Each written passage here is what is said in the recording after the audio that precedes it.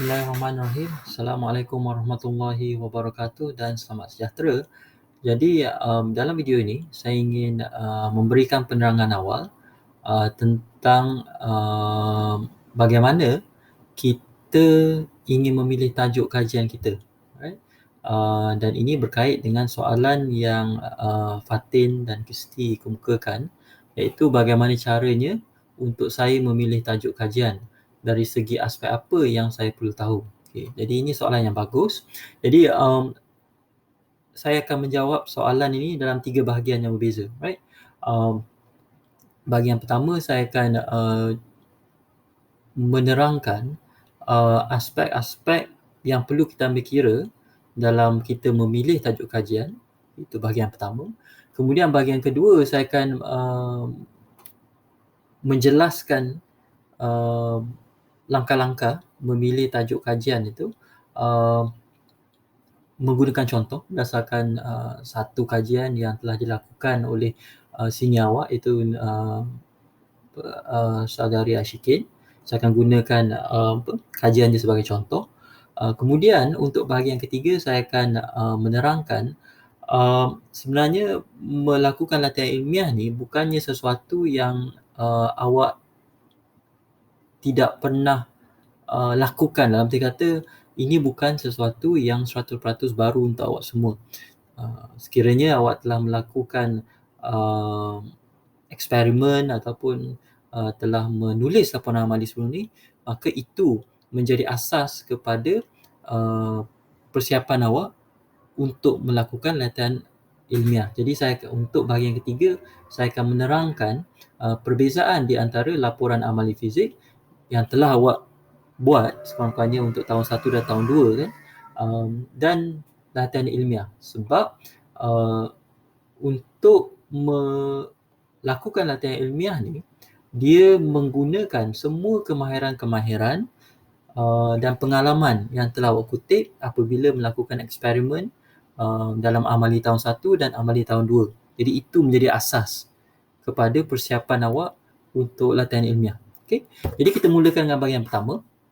Jadi dua aspek yang perlu kita ambil kira dalam memilih tajuk kajian adalah aspek penyelia dan juga aspek pelajar, maknanya awak sendirilah. Okay? Bila kita nak memilih tajuk kajian ni, dia bukannya kita nak dapat tajuk kajian yang muktamad, yang lengkap, yang penuh serta-merta. Right? Sebaliknya ada langkah-langkah yang perlu kita lalui. Yang pertamanya, kita kena pasti dulu apa bidang kajian yang kita ingin lakukan. Right? Dan kalau awak telah diperuntukkan penyelia, maksudnya awak dah tahulah bidang kajian apa yang awak nak buat kan. Kalau di fizik ni sama ada bidang kajian itu adalah angkasa lepas, ataupun tentang bahan, ataupun tentang tenaga suria lah, ataupun tentang teori, right? Ataupun berkenaan dengan perubatan. Sebenarnya bidang kajian tu cuma ada 3 saja saya rasa kalau di fizik. Awak ada 4 ataupun 3 ke 4. Ada angkasa lepas, sama ada awak kaji angkasa lepas, ataupun awak kaji bahan, ataupun awak kaji tenaga, ataupun awak kaji perubatan. Right? Jadi itu adalah bidang kajian dari segi apa yang awak kaji. Right? Kemudian kita juga kena, selepas awak dah selesai, awak dah tahu apa bidang kajian tu, langkah yang berikutnya adalah awak kena tahu, ataupun bukan awak kena tahu, tapi awak kena fikirkan kaedah kajian apa yang secocok dengan awak. Adakah awak selesa melakukan eksperimen, ataupun awak selesa melakukan pengaturcaraan menggunakan komputer, ataupun awak selesa melakukan kira-kira yang bersifat teori, pengiraan yang bersifat teori. Right? Jadi ada 3 kaedah. Right? Sama ada awak membuat eksperimen, right? Sama ada awak melakukan pengaturcaraan menggunakan komputer, ataupun kajian awak bersifat teori. Right? Jadi awak kena tanya diri awak lah, antara ketiga-tiga tu mana satu yang awak selesa untuk buat. Right? Jadi bila awak dah tahu apa bidang kajian nak dibuat, kemudian kaedah kajian yang dibuat, soalan berikutnya yang awak kena tanya adalah apa masalah yang awak nak selesaikan ataupun apa persoalan yang awak nak jawab. Sebab sebenarnya latihan ilmiah ni adalah latihan awak menjawab soalan, right? Awak jana soalan, kemudian awak cari jalan untuk menjawab soalan tersebut, awak kutip data untuk menjawab soalan tersebut, kemudian di akhirnya awak beritahu sejauh mana data awak tu menjawab soalan yang awak jana tu, right? Jadi itu sebenarnya latihan ilmiahnya. Kita nak lihat sama ada awak semua boleh ataupun tidak menjawab satu persoalan, dalam kes ni persoalan yang berkaitan dengan fizik lah, sebab ini latihan ilmiah untuk fizik, right? Boleh tak awak menggunakan pengetahuan yang awak telah pelajari sepanjang 3 tahun dalam program fizik? Boleh tak awak menggunakan segala kemahiran menyelesaikan masalah fizik yang awak telah pelajari sepanjang 3 tahun dalam program fizik ni, right? Jadi latihan ilmiah ni dia kemuncak kepada pengajian awak di dalam program fizik. Satu lagi adalah latihan industri, itu pun kemuncak juga, right? Tapi itu menguji benda lain. Tapi latihan ilmiah ni dia adalah kemuncak perjalanan ilmiah awak di program fizik, right? Dan bila kita nak dalam kita memikirkan apa persoalan yang kita nak jawab tu, right? Dia boleh dibahagikan kepada 3. Awak kena tahu apa yang awak akan kaji, right? Kemudian bagaimana awak nak kaji benda tu, dan terakhir kenapa awak nak kaji benda tu, right? Jadi bila saya sebut awak kena fikirkan persoalan apa atau masalah apa yang awak jawab, awak kena tentukan atau awak kena fikirkan apa benda yang awak nak kaji, bagaimana awak nak kaji benda tu, dan kenapa awak nak kaji benda tu, right? Jadi dalam menjawab ketiga-tiga soalan ini, ketiga pecahan soalan ni, kita boleh mempertimbangkan beberapa faktor. Faktor itu sama ada berkait dengan pelajar ataupun berkait dengan penyelia, right? Jadi dalam memilih tajuk kajian itu, saya rasa perkara yang paling utama yang awak kena tanya diri awak adalah adakah awak jenis yang memang dah ada, bukan dah ada idea, tapi adakah awak jenis yang ingin mengkaji ataupun ingin mengemukakan idea kajian awak sendiri, right? Awak ada idea sendiri dan awak berminat untuk menyiasat idea tersebut sebagai latihan ilmiah awak, ataupun awak jenis orang yang tak kisah kalau penyelia beritahu kepada awak, okey, saya nak awak lakukan kajian tentang sekian-sekian, dan awak terima saja, right? Adakah awak jenis yang sebegitu, right? Jadi awak kena tanya diri awak lah, right? Awak ni jenis yang memang bertegas, aku nak buat kajian tentang contohnya tentang kapal terbang kertas, kan? Itu impian aku. Sejak kecil lagi aku nak buat kajian tentang macam mana kapal terbang kertas tu dia boleh melayang, right? Jadi aku nak buat pasal benda tu, right? Maknanya awak dah tahu dah apa yang awak nak buat, dan awak tidak ada, awak bukan tak ada masalah, tapi awak tidak mengambil masa yang lama untuk tahu apa yang awak nak buat. Adakah awak jenis macam tu? Kalau awak sudah ada idea, right, apa nak dibuat, right, maka saya cadangkan awak bincangkan idea tersebut dengan penyelia awak, right? Jadi bila awak bincang dengan penyelia awak akan bagi tahu sama ada idea awak ni boleh dikaji ataupun tidak, right? Kalau boleh dikaji, aspek mana yang boleh dikaji, sebab kadang-kadang idea kita tu terlalu umum dan penyelia kita akan meminta kita untuk memperkecilkan skop kajian kita tu, right?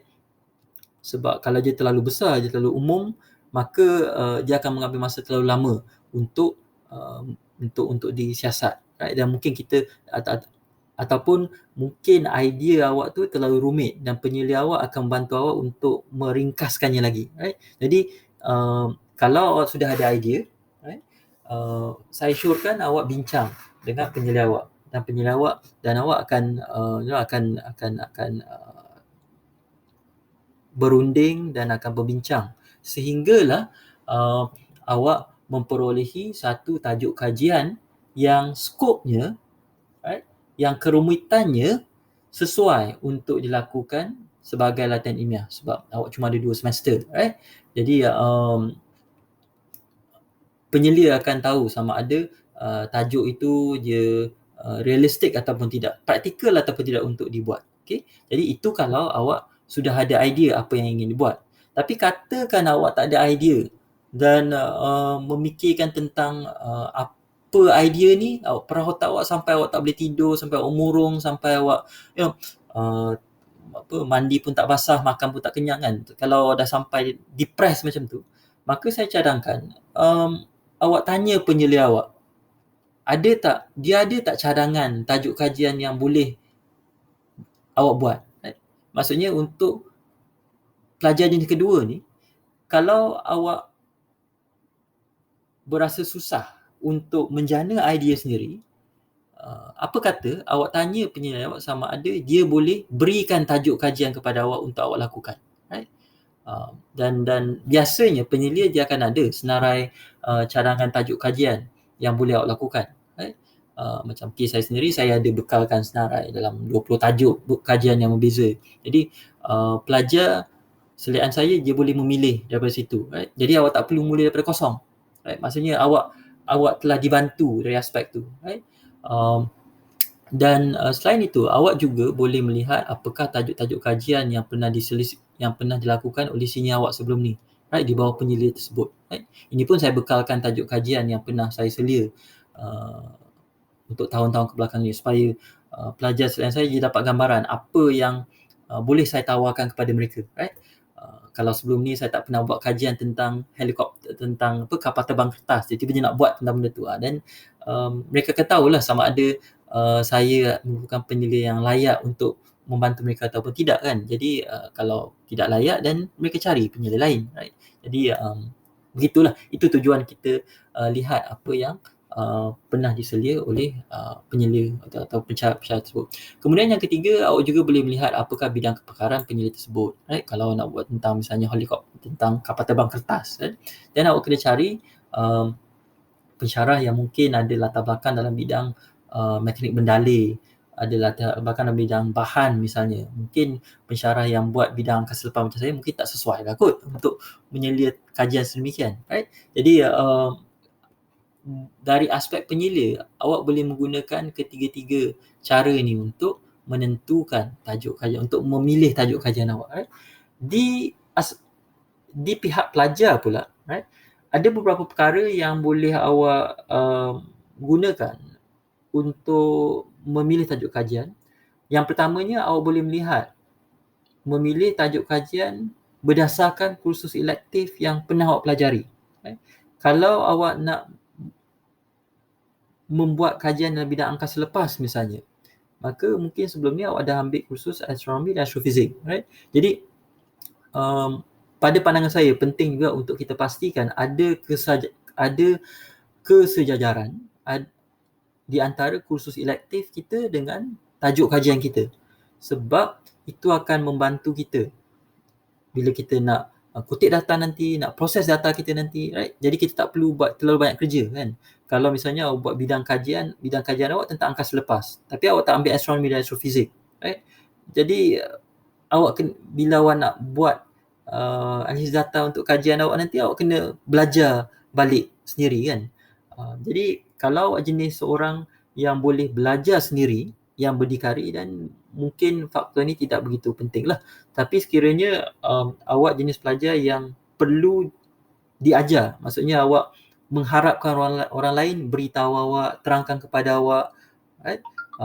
Maknanya awak bergantung harap pada orang lain untuk memberitahu awak, untuk mengajar awak, maka dalam kes itu elok sekiranya awak pilih tajuk kajian yang berkaitan dengan kursus selektif yang pernah awak pelajari, right? Dan dalam kes ni awak kena jujur dengan diri awak lah.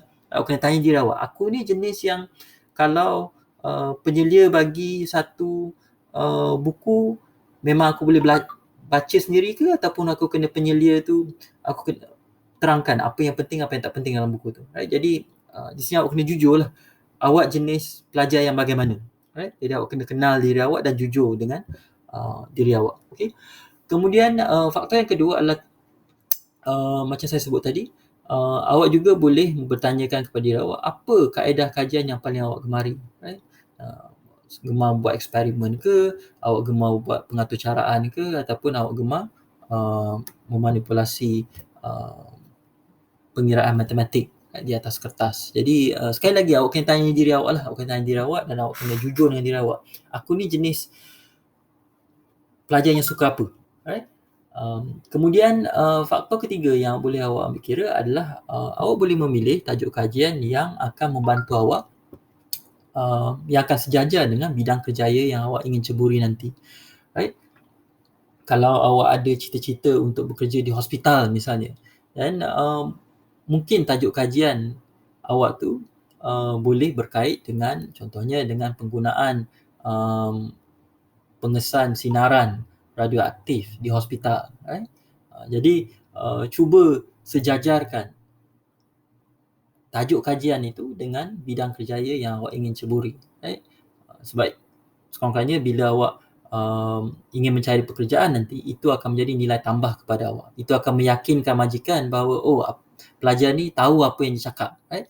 Dan dia ada pengalaman sebelum tu, right? Tapi yalah, kalau awak tak pasti apa bidang kerja yang awak ingin ceburi, dan faktor ni tidak begitu penting lah, right?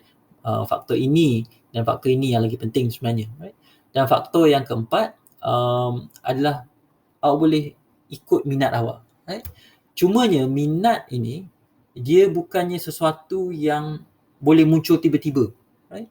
Kalau selama 3 tahun awak belajar fizik, awak tak pernah kisah pun tentang perkembangan terbaru dalam bidang fizik, awak tak pernah baca buku popular dalam bidang fizik, awak tidak pernah berbincang dengan kawan awak tentang fizik, awak tidak pernah cuba untuk mengajar fizik kepada orang lain, kan? Maknanya selama 3 tahun ni mungkin awak, identiti awak sebagai seorang pelajar fizik tu sebab awak dah pilih tu, kan? Dan awak tak kisah pun tentang fizik tu sendiri. Then memanglah susah untuk menimbulkan minat itu, right? Sebab minat itu bukan sesuatu yang berlaku secara tiba-tiba. Ianya perlu dipupuk. Macam mana kita boleh memupuk minat? Berdasarkan apa yang kita baca, right? Apa yang pernah kita bincangkan dengan kawan kita ataupun dengan pensyarah kita, apa yang pernah kita bayangkan, apa yang pernah kita soal, apa yang pernah terlintas dalam fikiran kita, apa teka-teki yang pernah terlintas dalam fikiran kita tentang fizik, kan? Jadi ketiga-tiga perkara ini, right, adalah perkara yang boleh membentuk minat kita, right? Ramai pelajar dia kata dia nak pilih tajuk kajian yang cocok dengan minat dia. Tapi bila kita tanya, apa minat awak? Dia orang pun tak tahu, right? Jadi untuk kes pelajar sebegitu, awak tak boleh terlalu mengikut perasaan ataupun terlalu mengikut minat lah, sebab minat itu masih kabur pada awak, right? Jadi untuk kes pelajar macam tu, mungkin lagi elok kalau awak dengar apa nasihat penyelia awak, right? Kalau penyelia tu berikan tajuk, awak buat saja, right? Apa yang disuruh ataupun dicadangkan oleh penyelia, right? Jadi kalau lihat di antara kedua-dua faktor ni, faktor penyelia dan pelajar, dia berbalik akhirnya kepada diri awak sendiri, dalam arti kata kepada kelebihan dan kelemahan diri awak. Sebab tu saya selalu bagi tahu, untuk memilih tajuk kajian tu, awak kena kenal diri awak. Awak kena, bukan saja awak kena kenal diri awak kena jujur dengan diri awak, right? Kalau awak jenis pelajar yang memang minat fizik, memang gila-gila pasal fizik, kan? Kalau seorang pelajar yang memang dah ada bayangan apa yang awak nak, apa kerjaya yang awak nak ingin ceburi selepas ini. Kalau awak jenis pelajar yang independen, yang berdikari, yang boleh belajar sendiri, dan yang tak perlu bergantung pada orang lain, kan? Maka faktor-faktor ini, faktor-faktor pelajar itu yang akan menjadi lebih dominan, right? Tapi sekiranya awak seorang pelajar yang minat pun awak tak pasti apa minat awak dalam fizik, awak tak pasti pun kenapa awak belajar fizik, kan? Kalau awak sini pelajar yang awak mengharapkan pensyarah untuk beritahu ini itu ini, awak masih mengharapkan kawan awak untuk bagi tahu, untuk peringatkan awak, kena hantar assignment, kena hantar laporan, right? Kalau awak jenis pelajar yang awak tahu awak ni bukan jenis seorang yang boleh berdikari dalam belajar, maka faktor penyelia tu akan menjadi lebih dominan. Dan dalam kes tu saya syorkan awak bergantung haraplah kepada penyelia awak untuk memberi bimbingan dan nasihat kepada awak, right? Tak perlu nak berkeras kepala dan nak fikir juga, oh apa minat aku mesti buat apa yang aku minat, aku mesti buat apa yang akan membolehkan aku dapat kerja yang lumayan. Jangan kita mesti bila awak dah sampai tahun 3 ni, awak kena kenal, awak kena berani untuk jujur dengan diri sendiri, right? Jangan keras kepala, right? Kalau awak ingin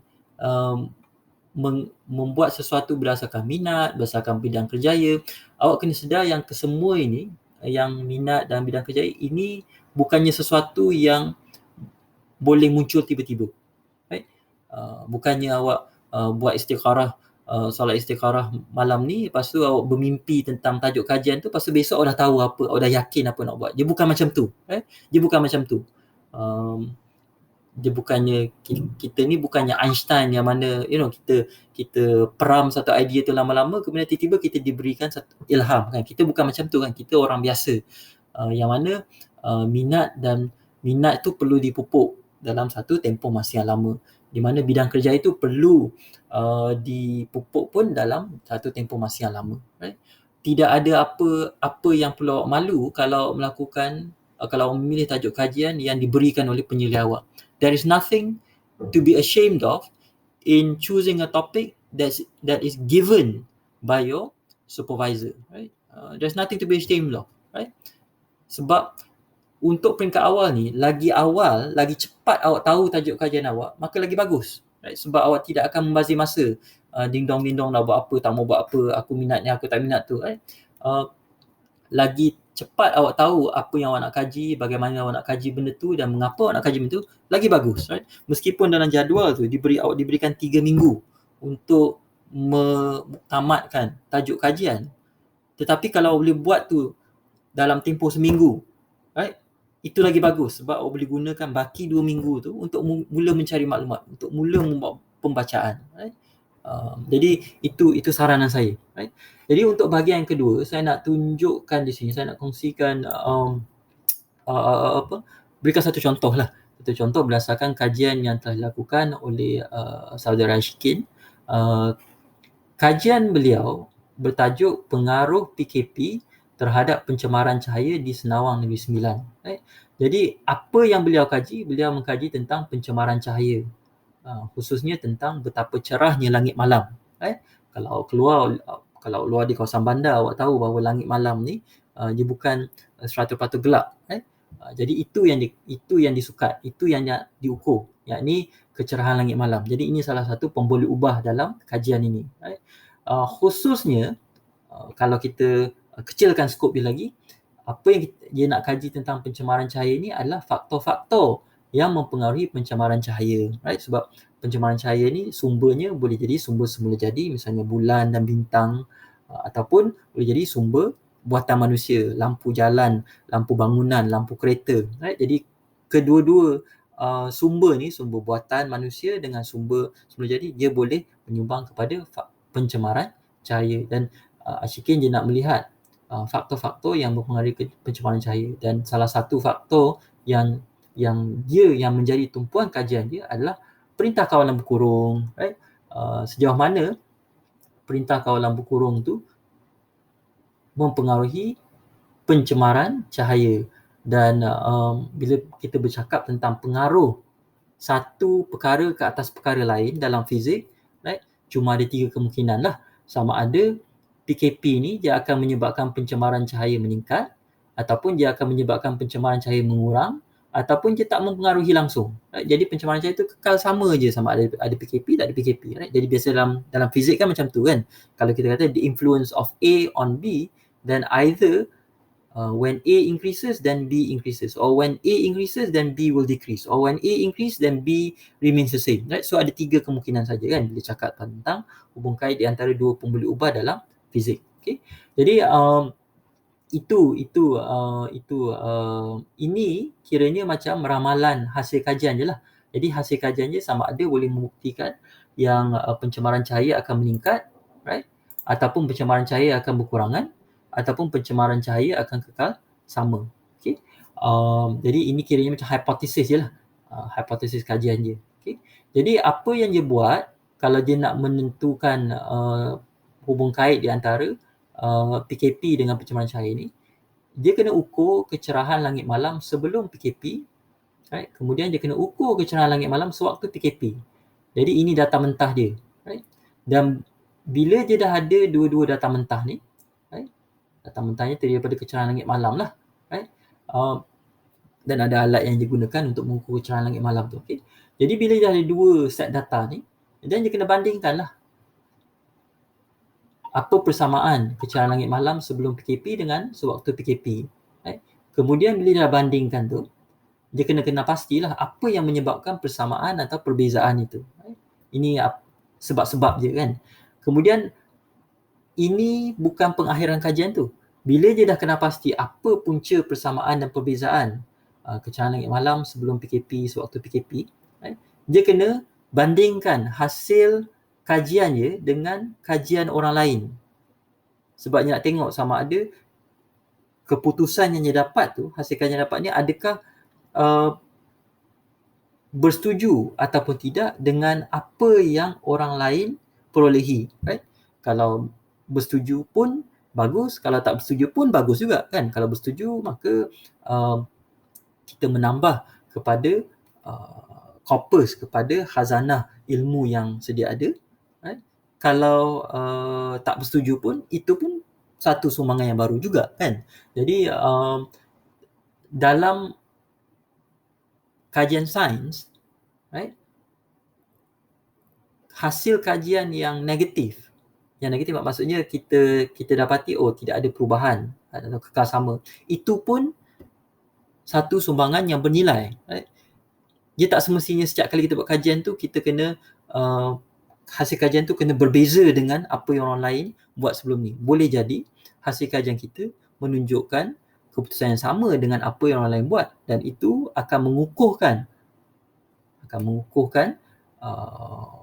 kesimpulan sedia ada, dan itu pun sesuatu yang bernilai juga, right? Okay, so itu adalah contoh bagaimana kita menstrukturkan kajian kita, right? Jadi kalau lihat ini bahagian yang atas ni, ini adalah skop kajian, right? Skop kajian. Maksudnya kalau orang tanya Ashikin, kalau orang tak tanya saudara Ashikin, apa yang kau kaji, dia akan jawab, dia kaji tentang pencemaran cahaya. Kemudian orang akan tanya lagi, apa tentang pencemaran cahaya yang awak kaji? Lepas tu dia akan kata, saya mengkaji faktor-faktor yang mempengaruhi pencemaran cahaya, kan? Lepas tu kalau orang tanya lagi, apa faktor yang kau kaji tentang pencemaran yang kau kaji tentang pencemaran, dia akan kata, aku mengkaji bagaimana perintah kawalan berkurung tu mempengaruhi pencemaran cahaya. Kalau orang tu tanya lagi, kau buat kajian tu kat mana? Lepas tu baru dia kata dia buat kat Senawang Negeri Sembilan, right? Jadi daripada sini ke sini ke sini, kalau korang tengok, dia menjadi semakin menumpu, right? Ini paling umum, ini dah menumpu, dan ini lagi menumpu, right? Dan ini adalah pemboleh ubah yang pertama, ini pemboleh ubah yang kedua. Jadi bila kita ada dua pemboleh ubah tu, maka kita boleh melihat pengaruh satu ke atas yang satu lagi, right? Sama macam eksperimen lah, right?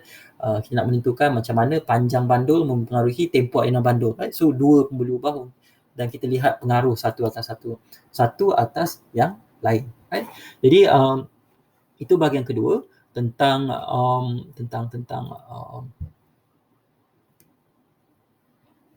struktur kajian berdasarkan satu kajian yang telah dengan menggunakan contoh kajian yang pernah dilakukan oleh salah seorang senior awak. Okay. Jadi bahagian yang ketiga adalah saya ingin menerangkan perbezaan di antara laporan amali fizik dengan latihan ilmiah, kan? Sebab saya selalu kata, kalau latihan ilmiah ni dia bergantung kepada sejauh mana awak mahir melakukan eksperimen dalam amali fizik. Jadi kita nak tahu apa bezanya di antara laporan amali fizik yang awak telah buat sebelum ni dengan latihan ilmiah yang awak akan buat selepas ni. Okey. Jadi kalau di sini saya senaraikan bahagian-bahagian yang biasanya ada dalam sebuah laporan amali fizik. Jadi ada objektif, ada hipotesis, ada teori, ada kaedah, right? Radas dan semua ni lah. Kemudian ada data mentah awak, yang biasanya ada graf, ada pengiraan yang awak buat, kemudian ada perbincangan. Kemudian ada kesimpulan dan akhir sekali ada senarai rujukan. Jadi ini adalah bahagian-bahagian yang biasanya ada dalam sebuah laporan amali fizik. Okey, sekarang ni macam mana berdasarkan laporan amali fizik ni, apa bezanya dengan latihan ilmiah? Jadi cara saya susun kat sini adalah saya telah menggolongkan setiap satu bahagian ni kepada bab-bab yang berbeza dalam sebuah laporan ilmiah, right? dalam tesis, right? Saya 5 bab yang berbeza, right? Cumanya untuk latihan ilmiah ni, untuk tesis ni, dia ada tambahan, ada beberapa bahagian yang baru yang kita tidak masukkan dalam laporan amali, tetapi untuk latihan ilmiah kita kena tambah, right? Jadi misalnya beginilah, untuk bab yang pertama dalam latihan ilmiah, kita perlu ada objektif kajian, kita perlu ada hipotesis kajian. Tapi kita juga perlu ada 2 bahagian baru, right, yang perlu ditambah, iaitu rasional kajian. Rasional kajian ni adalah ini, mengapa kita buat kajian tu, right? Rasional, right? Rasional, sebab, right? Kemudian skop kajian. Skop kajian ni adalah seperti yang saya terangkan di sinilah, macam mana kita membataskan apa sempadan kajian kita. Sebab kita right, daripada yang umum kepada yang khusus kepada yang lebih khusus, right? Jadi untuk untuk bab 1 latihan ilmiah, right, kita bukan saja ada objektif dan hipotesis kajian, kita juga kena ada rasional kajian dan skop kajian. Jadi keempat-empat komponen ini akan membentuk bab 1 latihan ilmiah awak, right? Kemudian untuk bab kedua pula, dia ada bahagian teori, dan bahagian teori ni memang laporan amali memang ada lah. Tapi awak kena tambah dengan kajian kepustakaan. Apa itu kajian kepustakaan? Kajian kepustakaan ni awak meninjau apa yang orang lain telah lakukan dalam tajuk, dalam bidang kajian awak ni, kan? Misalnya kalau dalam contoh ni, kalau kajiannya adalah untuk menentukan sejauh mana PKP mempengaruhi pencemaran cahaya. Jadi dalam bahagian kajian kepustakaan ni, Saudara Syikin dia mencari kajian-kajian lain yang hampir serupa dengan kajian dia yang pernah dibuat di tempat-tempat lain ataupun pada waktu-waktu sebelum ini, right? Jadi kajian kepustakaan ni kita nak menunjukkan apa yang orang lain telah lakukan dalam tajuk kajian yang sama, right? Sebab biasanya jarang tajuk kajian tu kita orang yang pertama yang membuat benda tu. Biasanya orang lain akan ada orang lain yang telah membuat sesuatu yang hampir serupa dengan kita. Right? Jadi kita nak tunjukkan yang kita bukan shot sendiri buat kajian yang berbeza dengan orang lain. Right? Of course dia berbeza, tetapi dia tidak terlalu berbeza sehingga tak ada orang lain pun yang terfikirkan tajuk kajian tu. Right? Jadi untuk bab kedua, kita ada teori dan juga kajian kepustakaan. Right? Kemudian untuk bab yang ketiga pula, dalam laporan amali kita ada kaedah. Right? Dan biasanya kaedah ni kita nak menerangkan macam mana kita kutip data dan macam mana kita memproses data kita, right? Bila kita dah kutip data kita, apa radas yang kita gunakan, kemudian kita nak terangkan macam mana kita memproses atau menganalisis data kita, apa maklumat yang kita gali daripada data kita, dan itu jatuh bawah kaedah lah, dan kaedah ni membentuk bab yang ketiga. Kemudian bab yang keempat pula, right, dia merangkumi data mentah, graf, pengiraan, perbincangan, right, yang dalam laporan amali. Kemudian ditambah pula dengan perbandingan data awak dengan data kajian lain, dan perbandingan ini dia merujuk balik kepada kajian kepustakaan yang awak buat, right? Jadi di sinilah awak beritahu sama ada kajian awak ni dia menyokong ataupun menyanggah kajian-kajian sebelum ini, right? Dan ini membentuk bab 4 lah, right? Kemudian bab yang kelima, dia merangkumi kesimpulan, right, yang memang ada dalam laporan amali fizik. Awak simpulkan sama ada kajian awak ni berjaya ataupun tidak, berjaya menjawab soalan yang awak nak jawab ataupun tidak, right? apa penemuan baru yang awak dapat daripada kajian awak. Kemudian kena tambah juga dengan cadangan kajian lanjutan, sebab biasanya ialah dalam kajian kita ni kita tak boleh kaji semua benda, right? Jadi mungkin ada benda, ada kelemahan atau kekurangan kajian kita yang kita rasa orang lain boleh kaji, orang lain selepas kita boleh kaji, right? Jadi untuk bab 5 ni perlu ada kesimpulan dan juga cadangan kajian lanjutan. Biasanya saya akan memberitahu kepada pelajar selain saya, kalau mereka tidak ada idea apa yang mereka nak lakukan untuk latihan ilmiah, apa yang mereka boleh buat adalah mereka baca tesisnya masing-masing, kemudian pergi ke bahagian bab 5 mereka dan baca apakah cadangan kajian lanjutan yang telah diberikan oleh senior mereka, right? Kemudian ambil idea daripada situ untuk kajian kita sendiri, right? Jadi kita akan menyambunglah apa yang senior kita telah lakukan, dan memang sepatutnya macam tu pun, right? Kemudian yang bahagian terakhir adalah tentang rujukan, right? Dan ini pun awak dah biasa buat dalam laporan amali fizik, memang ada bahagian rujukan pun. Cumanya untuk latihan ilmiah kita kena mematuhi gaya format yang telah diberitahu dalam gaya UKM, dan ini awak akan diajarlah oleh penyelaras latihan ilmiah macam mana nak menggunakan benda ni. Okay? Jadi itu kalau awak lihat ada banyak komponen-komponen yang sebenarnya awak telah pelajari dan awak telah biasa lakukan dalam laporan amali fizik. Cumanya untuk latihan ilmiah ni ada beberapa komponen lain yang perlu ditambah, right? Jadi ini yang awak kena beri perhatian, right? Yang ini mungkin awak kena beri perhatian juga kan, dari segi penulisannya, dari segi sama ada awak boleh karang ayat sendiri ataupun tidak kan, sebab mungkin untuk laporan amali fizik sebelum ni awak salin dan tampal saja daripada internet ataupun daripada kawan awak kan, awak tak kisah pasal benda tu kan, awak ciplak daripada orang lain. Tapi untuk latihan ilmiah awak tak boleh buat sedemikian, sebab kalau awak ditangkap meniru ataupun menciplak hasil kajian orang lain, awak boleh dijatuhkan hukuman, right? Sebab plagiarisme atau menciplak ini adalah salah satu kesalahan akademik yang serius, right? Kenapa? Sebab kita mengambil hasil usaha titik peluh orang lain, kemudian kita mendakwa ianya adalah milik kita. Salah lah. Kita macam mencuri idea orang lain. Jadi itu saja saya rasa yang saya ingin terangkan. Saya harap ia sikit sebanyak dapat menjawab soalan ini lah, bagaimana caranya untuk memilih tajuk kajian. Jadi ada beberapa soalan lain yang